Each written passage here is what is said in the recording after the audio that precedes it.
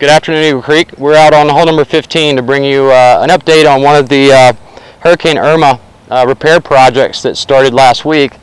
And if you see in the background here, we've got what basically is a really large mound of dirt directly behind the green. Right behind the two players, we're adding another bunker. We're actually standing at the 80-yard mark, so the third shot going into the par 5.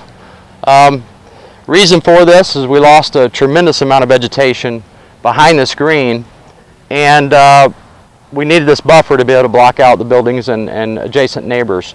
So rather than trying to plant, some incredibly large trees back there to recreate what we had lost, we got the idea of the mounding behind here and then adding another bunker. And once we get this completely finished and grassed, we'll come back and add some clumps of palm trees in key areas to complete the screening process.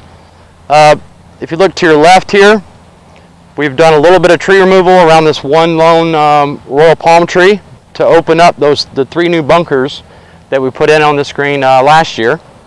So now all 3 of those are completely visible as far back as maybe 200 yards away, whereas before, when the trees were there, the far left bunker you could not see until you were about maybe 50 yards away.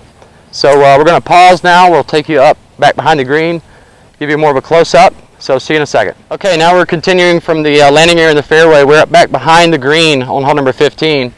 And you can see the rough shape of this bunker here. Pretty large bunker. The bunker has a real specific purpose. Without it, we'd have the possibility of a shot coming in long, getting hung up on this slope, and then having a downhill, down green shot in to 15, which, as you know, with our green speeds in season, it would have been near an impossible shot.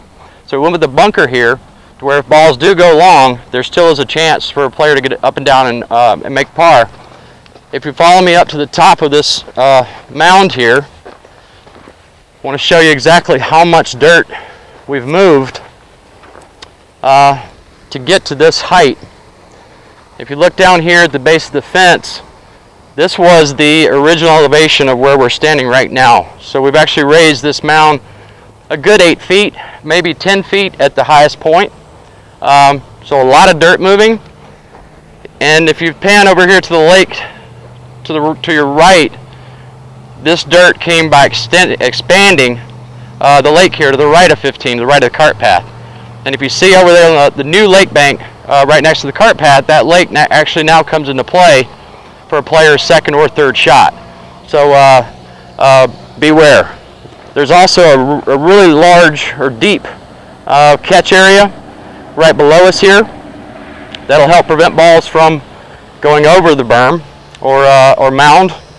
If a player does carry the greenside bunker, there'll still be a nice playable catch area here that a player again can get up and down for par.